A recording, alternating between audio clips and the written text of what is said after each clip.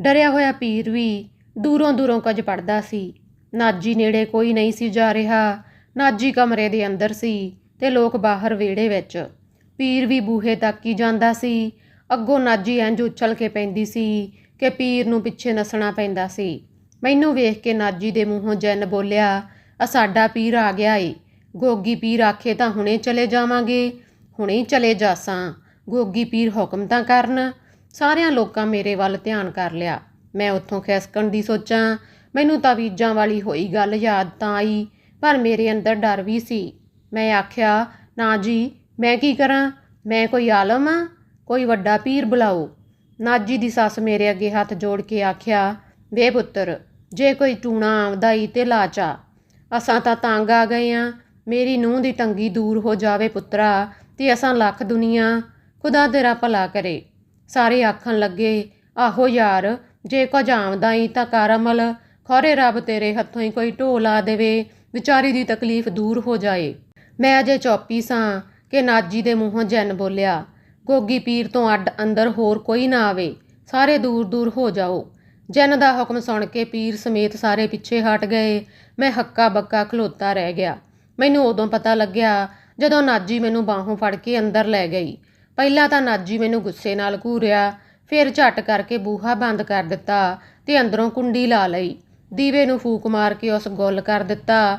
ਡਰ ਤੇ ਖੌਫ ਦੀ ਇੱਕ ਲਹਿਰ ਮੇਰੇ ਸਾਰੇ ਜੁੱਸੇ ਵਿੱਚ ਖਿੱਲਰ ਗਈ। ਨਾਜੀ ਇੱਕ ਚੀਕ ਮਾਰੀ ਤੇ ਕੁੱਟ ਮੈਨੂੰ ਜੱਫੀ ਪਾਈ। ਮੈਂ ਜੂੰ ਆਪਣਾ ਆਪ ਛਡਾਉਣ ਦਾ ਯਤਨ ਕਰਦਾ, ਉਹ ਓਨਾ ਹੀ ਹੋਰ ਘੁੱਟ ਕੇ ਕਲਾਵੇ ਵਿੱਚ ਲੈਂਦੀ।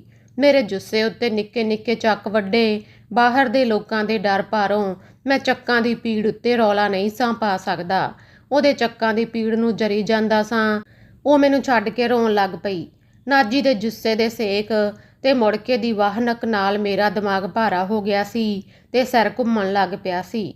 ਬਾਹਰ ਨਿਕਲਣ ਲੱਗਾ ਤਾਂ ਫੇਰ ਉਸ ਫੜ ਲਿਆ। ਯਾਰੀ ਬਣਾਈ ਰੱਖਣ ਦਾ ਵਾਅਦਾ ਲਿਆ। ਮੇਰੇ ਬੋਲਣ ਤੋਂ ਪਹਿਲਾਂ ਹੀ ਉਸ ਦੀਵਾ ਬਾਲ ਦਿੱਤਾ ਤੇ ਮੁਸਕਰਾ ਕੇ ਮੈਨੂੰ ਨਿਕਲਣ ਦਾ ਆਖਿਆ। ਨਾਲ ਹੀ ਉਹ ਵੀ ਬਾਹਰ ਆ ਗਈ। ਉਹਦੀ ਸੱਸ ਖੁਸ਼ ਹੋਈ, ਮੈਨੂੰ ਦੁਆਵਾਂ ਦਿੱਤੀਆਂ ਤੇ ਮੇਰਾ ਮੂੰਹ ਚੁੰਮਿਆ। ਮੈਂ ਉੱਥੋਂ ਨਿਕਲ ਕੇ ਘਰ ਆ ਕੇ ਮੰਜੀ ਉੱਤੇ ਲੇਟ ਗਿਆ। ਮੈਨੂੰ ਚੁੱਪ ਵੇਖ ਕੇ ਮਾਂ ਪੁੱਛਿਆ, ਗੋਗੀ ਕੀ ਗੱਲ ਏ? ਮੈਂ ਕੋਈ ਜਵਾਬ ਨਾ ਦਿੱਤਾ। ਜਦ ਮਾਂ ਬਹੁਤੀ ਵਾਰ ਪੁੱਛਿਆ ਤਾਂ ਆਖਿਆ, ਮੇਰੇ ਸਿਰ ਨੂੰ ਪੀੜ ਏ ਮਾਂ। ਮਾਂ ਨੂੰ ਫਿਕਰ ਲੱਗੀ। ਉਸ ਕਾਲੀ ਨਾਲ ਪੁੱਛਿਆ, ਨਾਜੀ ਦੇ ਪਾਸੇ ਤਾਂ ਨਹੀਂ ਗਿਆ? ਮਾਂ ਦੇ ਖਿਆਲ ਵਿੱਚ ਨਾਜੀ ਵਾਲਾ ਜੈਨ ਚਿੰਬੜ ਗਿਆ ਹੋਣਾ ਏ। ਮੈਂ ਤਸੱਲੀ ਦਿੰਦਿਆਂ ਆਖਿਆ, ਕੋਈ ਜੈਨ ਨਹੀਂ ਹੁੰਦਾ ਮਾਂ, ਬਸ ਐਵੇਂ ਮੱਕਰ ਏ। ਫੇਰ ਤੇਰੇ ਸਿਰ ਨੂੰ ਪੀੜ ਕਾਹਦੀ ਏ ਕਾਕਾ? ਮਾਂ ਪਰੇਸ਼ਾਨ ਹੋਈ। ਬਸ ਐਵੇਂ ਹੀ ਮਾਂ, ਕਦੇ ਕਦੇ ਮੇਰੇ ਸਿਰ ਨੂੰ ਪੀੜ ਹੋ ਜਾਂਦੀ ਏ। ਅੱਛਾ ਫਿਰ ਚੁੱਪ ਕਰਕੇ ਸੌਂ ਜਾ, ਬਹੁਤਾ ਸੋਚਿਆ ਨਾ ਕਰ। ਅੱਛਾ ਮਾਂ। ਮੇਰੇ ਵੱਲੋਂ ਯਕੀਨ ਆਉਣ ਤੇ ਮਾਂ ਚਲੀ ਗਈ। ਫਿਰ ਪਤਾ ਨਹੀਂ ਮੈਨੂੰ ਕਦੋਂ ਨੀਂਦਰ ਆਈ। ਉਸ ਰਾਤ ਤੋਂ ਬਾਅਦ ਜਦੋਂ ਵੀ ਨਾਜੀ ਮਿਲੀ, ਅੱਖਾਂ ਨੀਵੀਆਂ ਕਰ ਲੈਂਦੀ ਸੀ।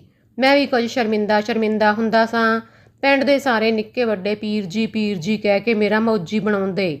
ਜਦ ਬਾਅਦ ਵਿੱਚ ਮੈਨੂੰ ਇਹ ਮਾਲੂਮ ਹੋਇਆ ਕਿ ਸਾਰੇ ਲੋਕ ਜੈਨ ਵਾਲੇ ਮਕਰ ਨੂੰ ਸਮਝਦੇ ਸਨ, ਸਾਰਿਆਂ ਲਈ ਤਾਂ ਇਹ ਸ਼ੁਗਲ ਸੀ। ਇਹ ਸੁਣ ਕੇ ਮੈਂ ਬੜਾ ਹੀ ਪੱਚੀ ਹੋਇਆ ਤੇ ਆਪਣੇ ਆਪ ਤੇ ਨਫ਼ਰਤ ਵੀ।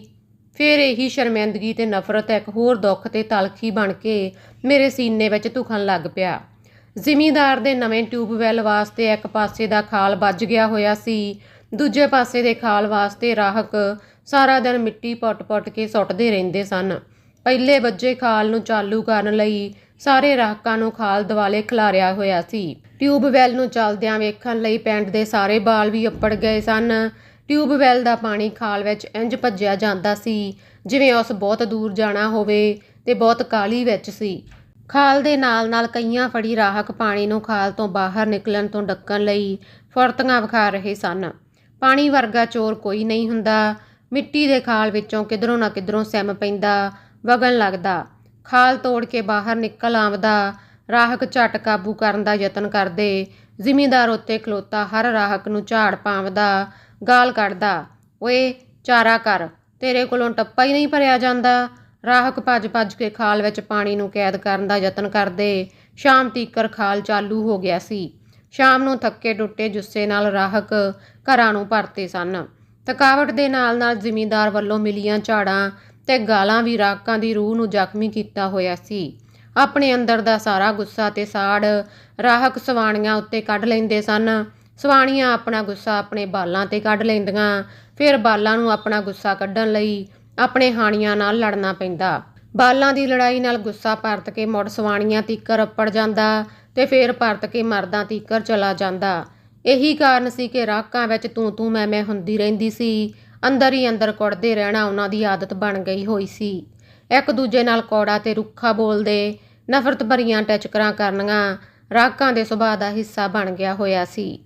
ਟਿਊਬਵੈੱਲ ਦੇ ਪਾਣੀ ਨੂੰ ਖਾਲ ਵਿੱਚ ਵਗਦਿਆਂ ਵੇਖਣ ਲਈ ਮੈਂ ਵੀ ਗਿਆ ਸਾਂ, ਪਰ ਮੇਰਾ ਖਿਆਲ ਪਾਣੀ ਦੇ ਨਾਲ ਵਗਦਾ ਹੋਇਆ ਸ਼ਾਹੂ ਦੇ ਖੋਲਿਆਂ ਤੀਕਰ ਚਲਾ ਜਾਂਦਾ ਸੀ। ਪਾਣੀ ਤੋਂ ਡੇਕ ਤੋਂ ਪੁੱਲ ਤੇ ਪੁੱਲ ਤੋਂ ਸ਼ਾਹੂ ਦੇ ਖੋਲਿਆਂ ਤੀਕਰ ਹੀ ਮੇਰੇ ਖਿਆਲ ਦੀ ਉਡਾਰੀ ਸੀ। ਚਾਨਣੀਆਂ ਰਾਤਾਂ ਨੂੰ ਸੁਪਨਿਆਂ ਵਿੱਚ ਜ਼ੋਹਰਾ ਨਾਲ ਰੱਜ ਗੱਲਾਂ ਹੁੰਦੀਆਂ।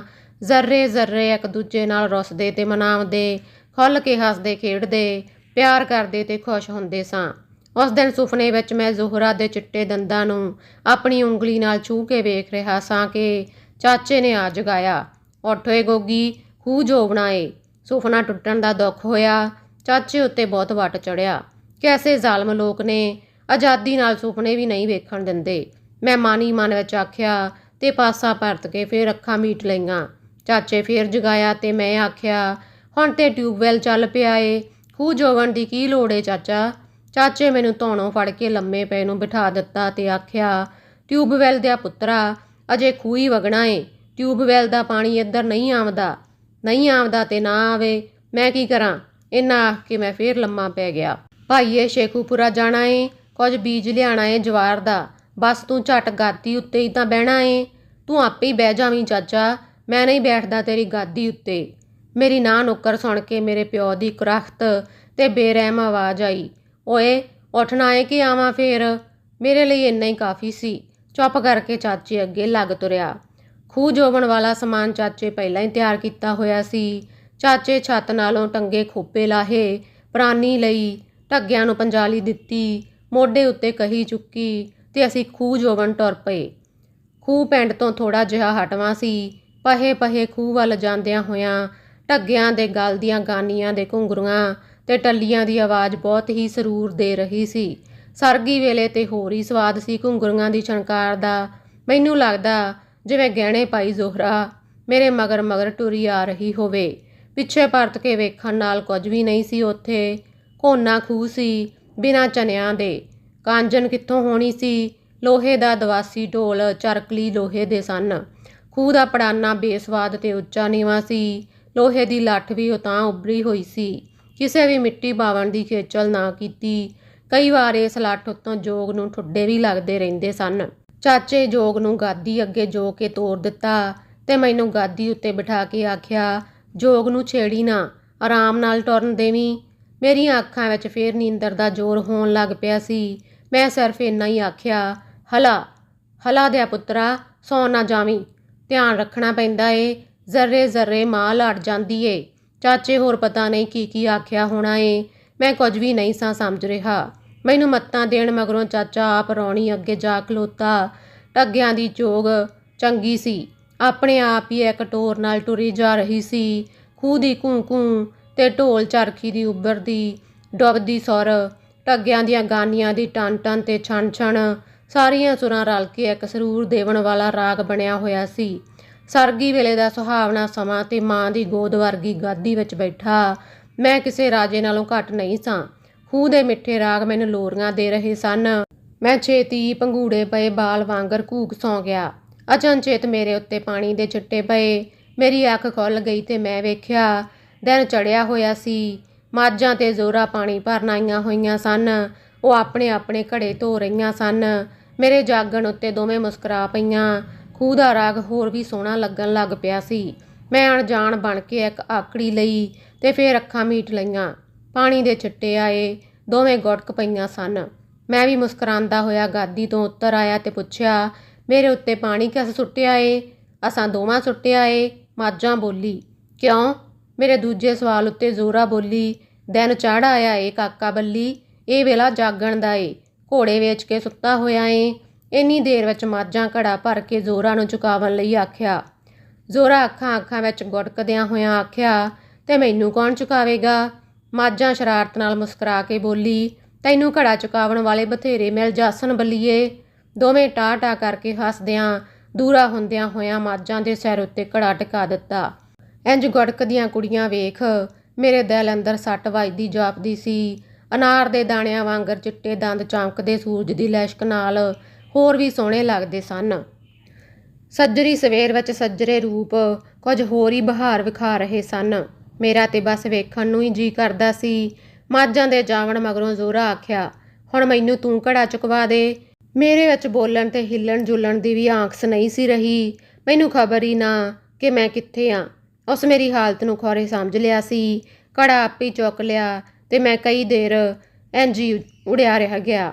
ਉਸ ਆਖਿਆ, ਘੜਾ ਤੇ ਮੈਂ ਆਪ ਹੀ ਚੁੱਕ ਸਕਨੀ ਆ, ਪਰ ਤੈਨੂੰ ਹੋਸ਼ ਕਰਨੀ ਚਾਹੀਦੀ ਏ। ਉਹ ਘੜਾ ਚੁੱਕ ਕੇ ਮੁਸਕਰਾਉਂਦੀ ਹੋਈ ਚਲੀ ਗਈ ਤੇ ਮੈਨੂੰ ਆਪਣੀ ਹਾਲਤ ਦਾ ਖਿਆਲ ਆਇਆ। ਹੋਸ਼ ਆਵਣ ਉੱਤੇ ਵਾਰ-ਵਾਰ ਉਸ ਤਸਵੀਰ ਦਾ ਨਕਸ਼ਾ ਮੇਰੇ ਸਾਹਮਣੇ ਖਿਆਲਾਂ ਵਿੱਚ ਆ ਖਲੋਂਦਾ ਸੀ। ਅਜੀਬ ਜਿਹਾ ਸਰੂਰ ਉਸ ਨਿੱਕੀ ਜਿਹੀ ਝਾਤ ਵਿੱਚ ਇੰਨਾ ਖੂਬਸੂਰਤ, ਇੰਨਾ ਅਸਰ ਕਦੀ ਨਹੀਂ ਸੀ ਮੇਰੇ ਤੇ ਹੋਇਆ। ਬੇਹੋਸ਼ੀ ਦੇ ਨੇੜੇ ਤੇੜੇ ਅੱਪੜ ਗਿਆ ਸਾਂ। ਪਹਿਲੇ ਜਦ ਲੋਕ ਆਪਣੇ ਇਸ਼ਕ ਦੇ ਕਿੱਸੇ ਸੁਣਾਉਂਦੇ, ਇਹੋ ਜਿਹੀਆਂ ਅਣਹੋਣੀਆਂ ਗੱਲਾਂ ਚਸਕਾ ਲੈ ਲੈ ਕੇ ਕਰਦੇ ਤਾਂ ਮੈਂ ਯਕੀਨ ਨਹੀਂ ਸਾਂ ਕਰਿਆ ਕਰਦਾ।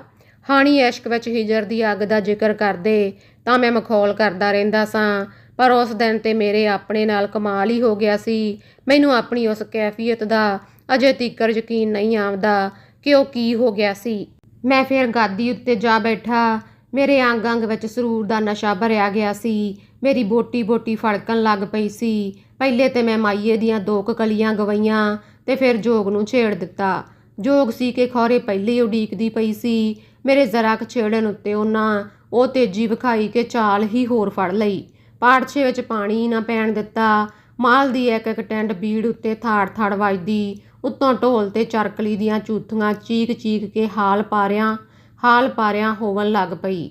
ਬੋੜੀਏ ਇੱਕ ਦੂਜੇ ਨਾਲ ਟੱਚ ਤਿੜਕ ਵੱਜਦੇ ਸਨ। ਅਗਲਾ ਭਾਗ ਜਲਦੀ ਸੁਣਨ ਲਈ ਚੈਨਲ ਨੂੰ ਸਬਸਕ੍ਰਾਈਬ ਕਰੋ।